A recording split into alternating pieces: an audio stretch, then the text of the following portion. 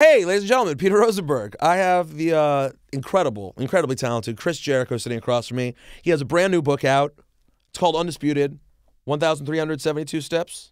How to become the world champion in 1,372 easy steps. That's the secret. That's the tagline. That's the gag, as we say in show business. So you actually kept track of all the matches you had. Yeah, ever since I first started, I always was interested in how many matches has Hulk Hogan had, and you could never answer that. So for me, I said, well, when I start working, when I start wrestling, if I ever get a match, I'll make sure to write them down. So I still have the original yellowed white piece of kind of dog-eared paper with number 1, number 2, number 3. So that's how many matches that I had before I became the world champion, 1,372. Did you write down for each one whether you went over or what have you? Yeah, I would write down the number of the match, the date, who I worked against, what the finish was, where it was, and in my opinion, what was the rating. How many stars was it? And how long did you keep that up for these 13? All the way up until September when I had my last match. You're kidding? No, I'm serious. Really? Yeah, I'm crazy. Everything? Every single one. You know how many matches you went up and how many went down? Like the first year or two, I was like, well, I've had 47 wins and 22 losses, so I'm really good.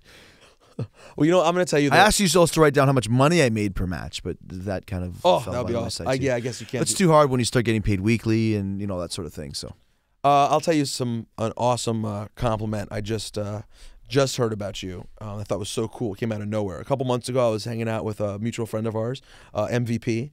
Okay, and we were talking about. I don't remember who it was with that you were working with towards the end before you took off recently. And he was just talking about numerous occasions where Chris Jericho was fighting to get other wrestlers to go over. In other words, for Chris Jericho to lose in order to push the star of someone else further.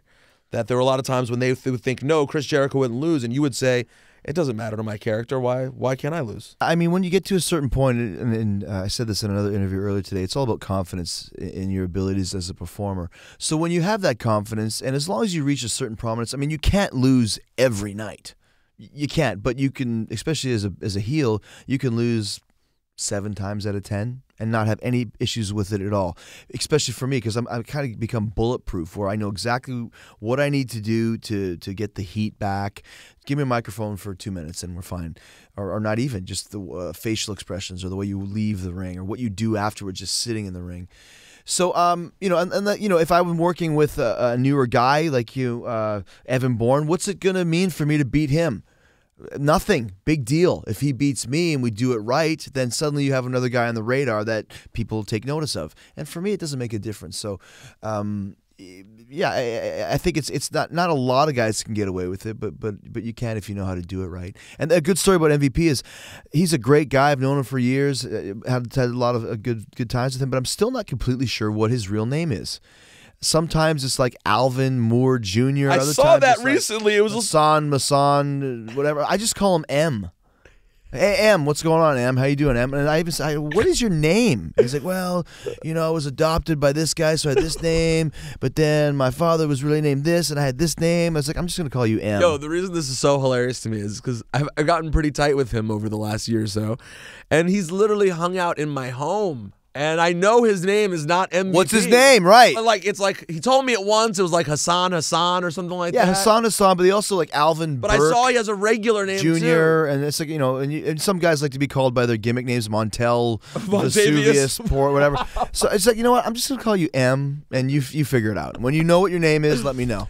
Tell me how Chris Jericho, bad recent Chris Jericho, how does he justify losing a match cleanly in the middle of the ring and showing up the next day and telling the world that he is still the best in the world at what he does? Well, I mean, I think where I got that from is just an easy heat line. I mean, people automatically respond to that like, boo, I'm the best, boo. It's similar to like, being in Madison Square Garden and going, the Rangers suck, boo. But did you know, was it a planned one or just you did it? It just came out. Yeah. Most of the so-called catchphrases that I have, we talked about earlier. I mean, I started calling people gelatinous parasites, and now at book signings, hey, can you write, I'm a gelatinous parasite? Or it's like people actually want to be called this now. Mm-hmm. So you never know what's going to stick as a catchphrase and what's not. I mean, you can try, like, this is going to be my newest catchphrase. catchphrase and then totally bombs, or just come up with something like, never ever again, for example. That was never supposed to be that. I just felt like saying ever long. And I'm from Canada, so we say again, we don't say again. And suddenly everyone is saying it back. And I always had a theory: if you say something in the ring and somebody the next week has a sign in the crowd with that catchphrase or nickname on it, it's going to stick and run with it. So that's kind of what I based it on, what I was going to stick with. But yeah, I mean, like I said, I long ago stopped worrying about winning and losing, and just did not care, because it's like if I'm in a movie with Steven Spielberg's the director, and he goes, yes, okay, you're going to run across this beach in the war scene, and then you're going to get shot and you're going to get your leg blown off, and I say, well, I don't think that's right. My character wouldn't do that. Spielberg would say, okay, you're fired, and get somebody else. That's the way I look at it. I'm playing a part in a play, in a show. And I mean, sometimes I'll have different opinions. Well, maybe, I shouldn't get my leg blown off here because it might work better if I got my arm blown off over here, or if I blew his arm off first and then he blows me to smithereens. It might be cooler that way. Exactly. So I'll always put my input and thought process into the storyline. But the wins and losses, like I said, as long as you win a few of them here and there to keep at that top elite level, like if you become the champion, if you're a heel champion, you can lose quite a bit. At least for my character, you can. Other like if you're a strongman type thing, maybe not. So it's show business for me. It always has been. It always will be. So I think about it as part of a story. Well, for example, The Miz now has been champion for a few months. He has not won a match clean. Yeah. At all. I mean, how often do you think a heel champion should win a match clean? I think it doesn't happen enough. I think every blue moon. I agree. No, I agree with that. But also, too, you have to be, it depends what kind of prominence you have and what level you're at in your career. The Miz now, not experience-wise, but when I first won the title, the Undisputed Championship in 2003, Vince booked me the same way. Always losing, always, barely squeaking out roll-ups and stuff like that. You got to be careful, because it doesn't really work, because people need to believe that you're a badass. Even if, they got to believe that you can win. And it's working for Miz, but, the next time he needs to be more of an ass kicker. And I think that's the difference when I was the champion in 2008, 2009 in comparison to being the champion in 2003. The 2009 guy did win with, code breakers or walls of Jericho, whatever, if you do it the right way. So, You have to have some level of respect and some belief in by the fans into you, if you want to be booked that way, of kind of being the coward that just barely squeaks out. How much